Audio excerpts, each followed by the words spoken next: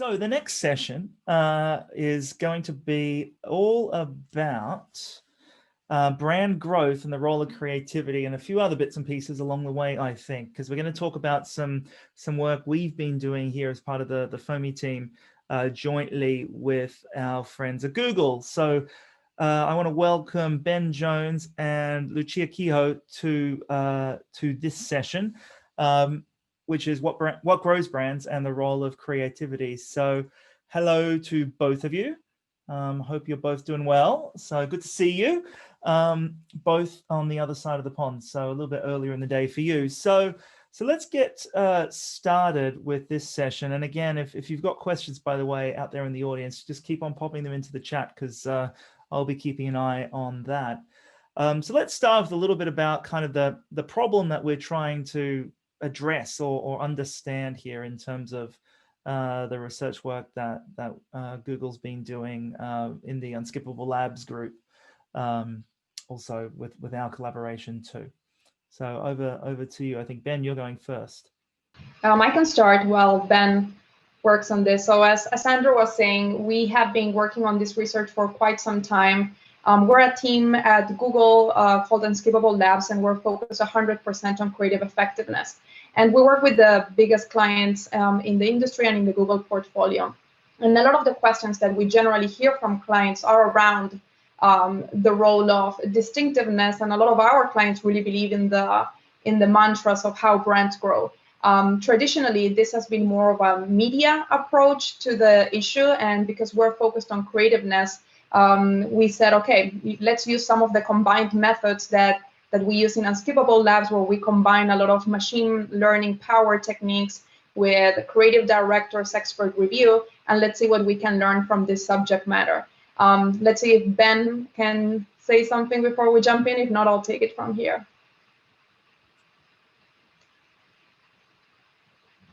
Okay, Ben, interrupt me when you come in, if not. Okay, perfect. So just to ground the discussion a little bit, when we talk about distinctiveness, the way it's referred in How Brands Grow, like the famous Byron Sharp book, is that distinctiveness plays a role in replacing a brand name. So think about any asset that just by the visuals or the audio of it, or even the motion of a dynamic in a scene, you can understand what that brand is. So think about the pa-da-pa-pa-pa, you hear it and you think about McDonald's, and you don't need to hear the actual name of McDonald's. So distinctiveness plays a big role because distinctiveness drives mental availability and influences purchase propensity. And that's the underlying theory of the How Brands Grow model. Now, what we thought is, like, how can we actually test this theory? In Unskippable Labs, we focus a lot on experimentation. So we build hypotheses and we test them live in YouTube. So there are different ways of doing this. We sometimes start with a meta-analysis, or sometimes we jump directly into experimentation. In this case, we decided to start with a meta-analysis. So how do you test if distinctiveness works with the data that we have? And the best way of doing that for us was looking at the market dynamics. So the market is already segmented in some industries in this way, where we can look at separate units of analysis of brands that are growing and brands that have been around in the industry for more than 100 years. These are market share leaders. But part of their market share has been roached by the insurgents, right? And they came into the market, and they're not only disproportionately taking part of that share, but they're also disrupting the pools of profits. So think about the established brands as the big players in the beauty industry in the US, for example, Procter & Gamble, L'Oreal, Johnson & Johnson, or Coty. And the technique that established brands have been applying, like the most natural one, is acquisition, right? We have Fenty is one of the biggest brands on the insurgent side of the house. It has been acquired by LVMH in, I think, May 2019. So as we think about these two units of analysis, we said we have the perfect opportunity to understand, are there any creative elements that are driving from the way that these brands connect with consumers that growth? And is distinctiveness playing a role? And why is this important? It's not only important because of the dynamics of the market, but also as we were looking at the awareness of these two units of analysis, at an aggregate level, things are very natural, and this is the way that you see it, right? When we look at the established brands, these established brands have awareness rates that are above 68%. And the insurgents, of course, because there are smaller players, more fragmented in the market, their awareness is lower. But when we actually cut the data per age bracket, what we realize is that there's a big sense of urgency here, because these insurgent brands are leading in awareness on the 18 to 34 age bracket. And the established brands are leading with awareness on the older segments of their target audience. So think about the 35 plus. So there is a sense of urgency, or how can we help some of these brands in reinvigorate their distinctiveness, their branding, to appeal to these younger consumers that are going to be their future, long tail type of audience. And there are some exceptions in this data that are super interesting to highlight, like Glossier in 10 years reached 45% of awareness in the US. Fenty Beauty, that, as we said, was acquired by LVMH, in 3 years reached 50%. That might be because of Rihanna as well, but it's interesting to see the speed and the slope in this awareness and how fast they have been incorporated in the mindset of the consumers. So what are the questions that we're trying to answer? We're trying to figure out, is distinctiveness enough? Are the insurgent brands that are the brands that are growing faster, have they overinvested in distinctiveness and that's why they're growing so fast? Or are they just tapping into different creative attributes? Are they telling different stories? And how have they grown so fast organically? What's in that organic content that they have put out there that has appealed to the consumer so much? Is it the way that they're talking to the consumer? Has distinctiveness played a role in this slope? So these are the questions where we started the research. And in order to do this, we looked at least 3 years of data in YouTube of videos uploaded for these two sets of brands. We looked at 39 brands in total, focused on the beauty industry in the US, because it has been one of the most disrupted industries by the rise of the insurgent. And we partner with Ipsos to do creative coding. So basically, we ask Ipsos for all of the sets of videos that are publicly available in YouTube for this subset for the brands. Can we actually apply labels to those videos so we understand which are those creative levers that they're tapping into? And finally, we commissioned a lab environment in order to test the strengths of the distinctive assets. Today, we're going to focus more on 1 and 2. And this number 3, I think we don't have enough time, but we are always an email or a ping away if you guys are interested in learning more. So let's start with the first one. Are these insurgent brands tapping more into distinctive assets? So the first thing that we did is just do a basic descriptive analysis. And what we realized is that there are different techniques that are being applied from the way they're telling stories in both sets of units of analysis. When we do a deeper dive on the established brands, what we found are higher presence of what we call traditional branding and story vehicles. So think about the logo as an overlay. So you have a black screen and maybe the logo like a sticker in the first or the 5 seconds. There's a lot of what we call complex branding hierarchies. So you mentioned the brand and then maybe the parent of the brand and then the name of the product. And it's like quite complex from all of the words that are together on the branding piece. And then in the way they tell stories as well, there's what we call a traditional narrative structure. That is kind of the legacy muscle memory of TV, where you have a scene that sets the mood, everything is kind of directing to a point of climax, there's a resolution, the brand is presented, and there's another opportunity to present the brand. And of course, these are ads that have a high production value. From a distinctive element, what's interesting is that the distinctive assets that are being included are also more in what's considered the more traditional toolkit of distinctiveness. So taglines, imagine like we're worth it, the logo in the first and the final 5 seconds, and color combinations that reflect a brand. It could be a black and a red, a pink and another shade of pink. Those are the elements that are more present in the established brands. Now, when we look at the insurgent brands, what it's interesting is that these are different creative strategies that they are putting forward in the way that they present their value proposition to the consumers. We find more subtle branding, and we find some of the kind of techniques that are more native to the platform. So in YouTube, for example, 95% of our ads are viewable on Audible, and audio plays a huge role in creative effectiveness in YouTube. We find that branding in this set of units of analysis is much more driven by what we call the see and say. You might have a watermark of the brand, but it's also an audio mention of it that adds a lot when it comes to driving engagement. Then we also find that the main characters approach the audience, that the tone of voice is friendly and it's honest and it's authentic, and the scripts are casual. You don't have to try to figure out what they're selling you because there's a lot of kind of marketing jargon in the middle. And from a distinctiveness angle, they're relying much more on what's cataloged as human faces.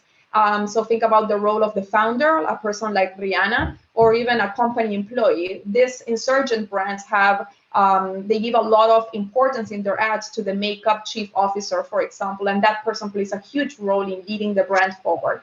And also moments. Think about moments as the traditional audio kind of piece where you just dunk the cookie in the milk, where there are a lot of those things in these brands as well, where they build those moments, and just by watching maybe 5 seconds of an ad, you realize what the brand is. So insurgent brands are not necessarily over investing in distinctive assets, they're just using different ones, but they are making different creative choices, and the way they're telling the ads and the mechanisms that are used are different. So for us, that per se is super interesting. Now, have any of these elements played a role in the organic growth that the brands have had? And this is, of course, beyond just YouTube, but what we see is that the vast majority of the content that these brands have put forward and presented themselves is organic content. The way that they have presented that, is there anything particular in the way that they have tapped into creative elements that will help us to understand if distinctiveness plays a role there? So as we were saying, we find that insurgent brands are really only recently doing this pivot to mass media, because of course they are reaching a point where they want to grow more and they need to put paid media behind it. Now, what's interesting is that what we decided to do to test if actually any of these creative elements and distinctiveness per se was having a role in driving some of that engagement in organic content is we used all of these labels that we got from Ipsos and included them as an input in our correlation analysis using our rule fit model. So this would allow us to understand if these creative attributes had either a positive or a negative effect on driving watch time as a KPI and the average occurrence. So how often are these attributes present in the sample? And what's interesting is that distinctiveness codes are 24% of the labels, but they actually only drive 10% of the correlated attributes with watch time. So it does play a role, but the role hasn't really been important in driving watch time. What we see that actually has a bigger weight, especially in these insurgent brands, is what we're calling creative execution decisions, or that includes filming techniques, it includes pacing, framing, the narrative structure, the script, the tone, and the emotions. And that's really an interesting insight because these are the levers that creative agencies really have within their toolkit. So as we know now which are these levers, what we need to understand, what are the barriers in having more of these elements present in established and incumbent brands. So one important clarification is that the scope of the research, this is not to do like a doomsday type of insight. What we're trying to do is understand which are those creative levers and see how we can experiment with brands in testing them in their assets and resignifying that distinctiveness. That distinctiveness is important, but can we almost kind of put a blanket of creative execution around it that will make it work harder for you?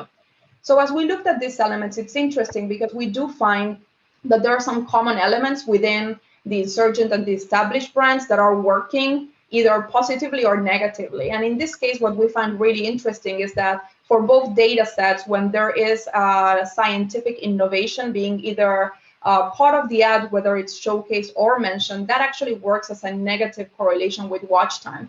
But interestingly, there are creative executions that explain that scientific innovation in a way that actually works. So it's not that the scientific innovation doesn't matter, it matters a lot. It's just the way that you're communicating that scientific innovation needs to be resonant with the consumer. So what we found in established brands is that actually translating that scientific innovation into a promise of results by hours, days, or months, that works much better as a messaging. And it's better when it's accompanied by some of these filming techniques of fast pacing in the first 5 seconds or a heartbeat narrative structure. And on the insurgent side, again, the same insight, the scientific innovation per se is not helping in driving watch time, but it does help when somebody's explaining the science behind it.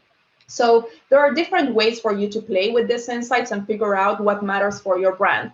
In Unskippable Labs, we always say that experimentation is the alpha and the omega of what we do. And the best way of customizing insights is in testing this with your assets.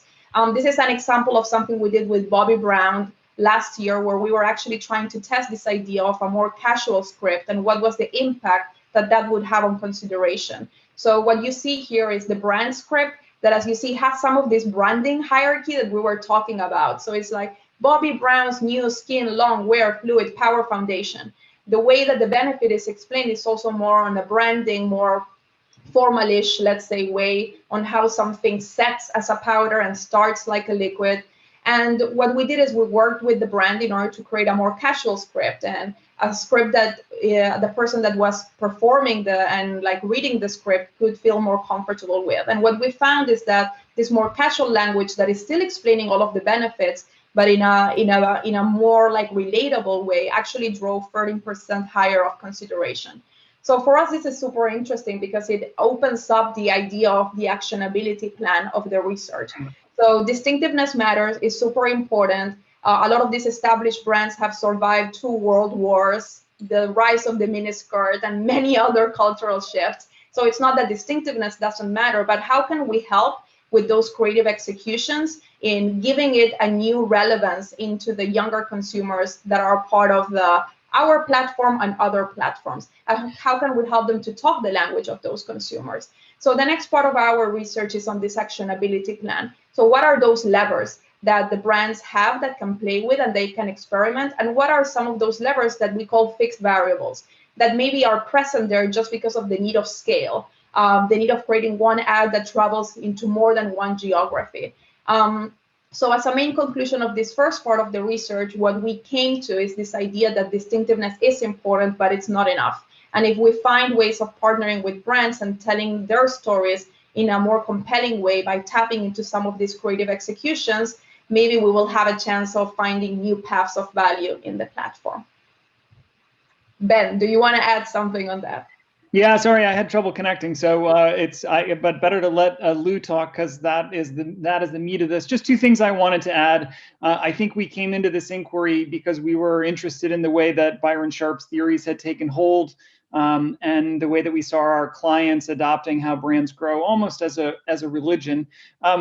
But what's changed since the book was published, now a decade ago, is our ability to explore creative issues and creative ideas, this kind of creative element exploration.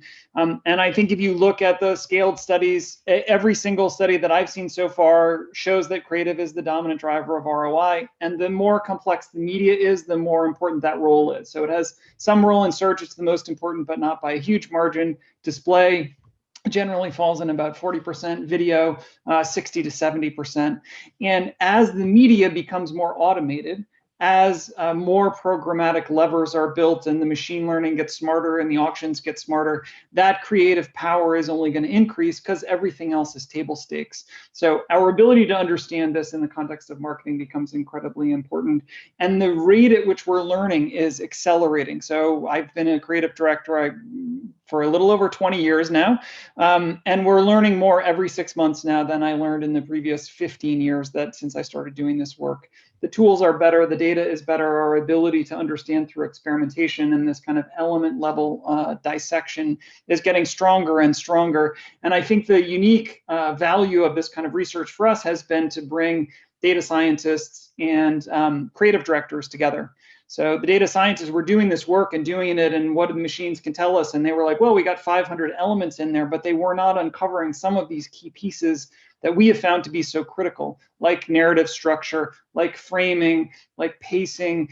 These were not things that they were tuned into because they had never written scripted ads, understood the differences in ads as they looked at them, but just trying to use machines to pull out what was there. So we're in a sort of revolutionary moment creatively, which is super exciting. And so to bring that revolution to establish perspective like Byron Sharp's work, it's a super interesting moment. And I'm incredibly excited to see what we've already found out and what comes next. So it's been great to see, and we'll be back with the next round of reporting before too soon.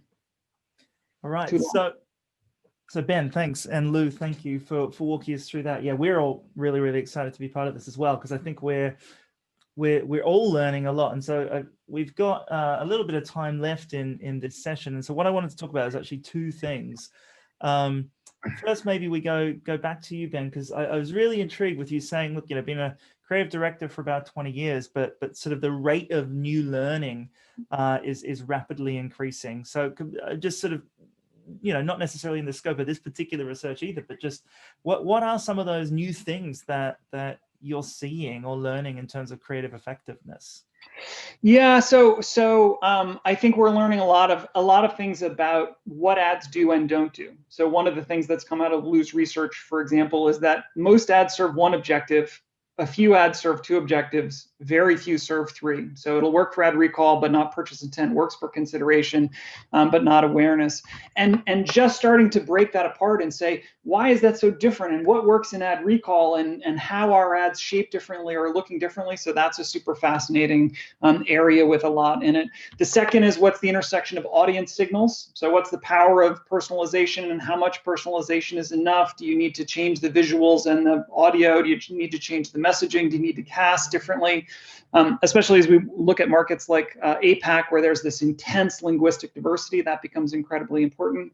And then just cultural differences. We're going to release some work in January, but I'll share one fascinating finding from it. We were looking at the most effective ads across APAC, and we had created a spectrum with Japan on one side, non-English speaking, but relatively monocultural, and then India on the other, also non-English speaking, but massively multicultural. And looking at the difference in effective ads, most effective ads in Japan, 20 seconds long, product focused, sort of feature benefit stories. Most effective ads in India, more than twice as long, 44 seconds or more, story driven, much more emotional.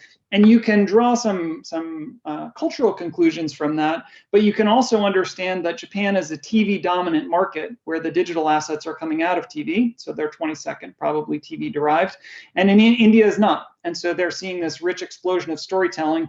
There is nothing magic about a 15-second ad. It was a format determined by profitability at cable networks. And so understanding the stories we actually want, what we'll choose to pay attention to, for me as a storyteller, it's opening up this really interesting territory.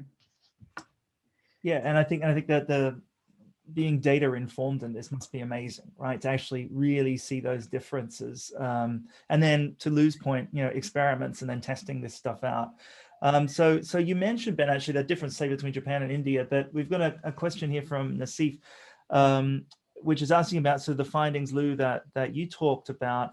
How might they translate to other industries or other countries? Because this is obviously US beauty. So what would you have to say about that?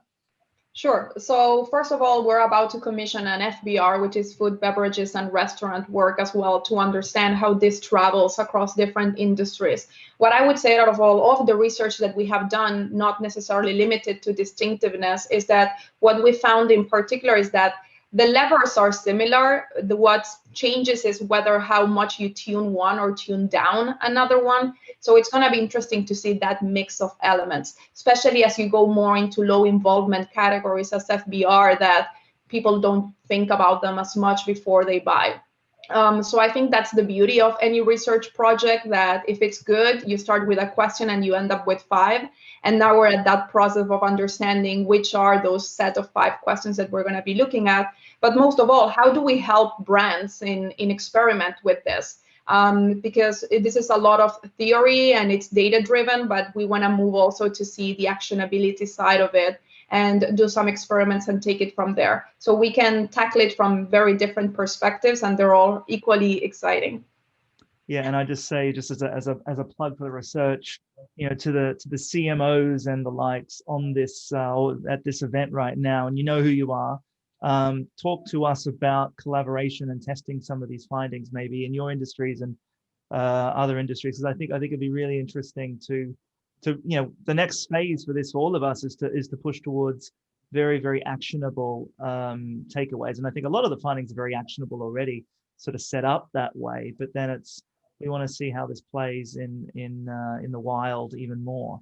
So I know we're out of time. I'm getting to the wind up from the behind the scenes team. But I guess I just want to say one more thing on this, which is sort of a broader point about sort of where this, where Ben and Lou had mentioned as well. This was in part motivated, at least to start anyway, by thinking about some of the How Brands Grow, Byron Sharp, religious doctrine, I suppose I would call it, with a heavy dose of skepticism. But it's interesting to see. So it's been very impactful. For those of you who aren't familiar with it, then it's a book, and it says there are certain laws of marketing. But what this research is showing is, well, those laws aren't always going to be the case, and it's a much more complex endeavor. And actually this research speaks to the power of creativity and getting the creative right in that process. We've been working on some other research in the Future Marketing Initiative with some of the other partners that look at other facets of that. So if I just sort of quickly mention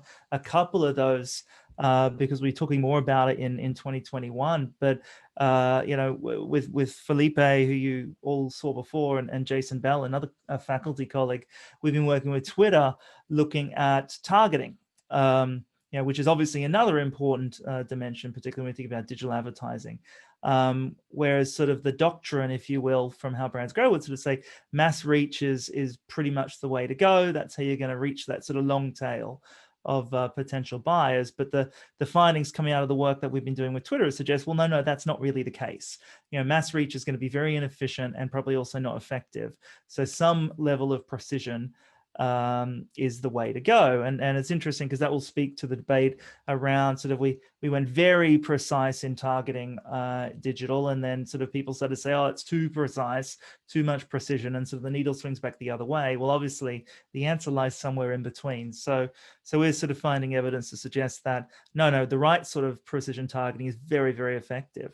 And then another piece of work we've been doing with data from Kantar and WPP, particularly their Brand Z brand valuation data, has really been sort of just testing some of the assumptions of things like physical availability, mental availability, in terms of looking at real growth of brands. And you know, we'll be having more to say in the new year on that as well. But again, you know, the picture is not as simple as the book says it is.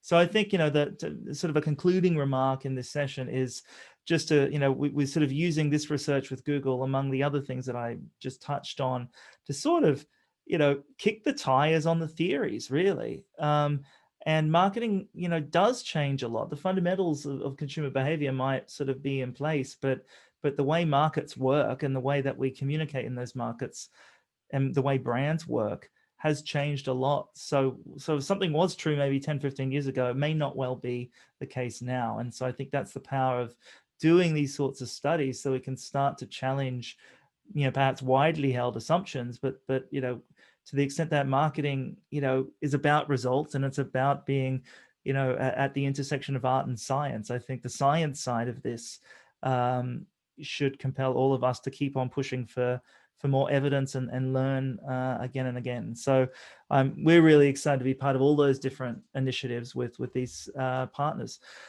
But I've spoken for too long, and now I'm going to get myself in trouble for going over time. But Ben and Lou, as always, it's an absolute pleasure to hear from you, and we always learn new things. And so we're excited about continuing that work. So thanks for joining us.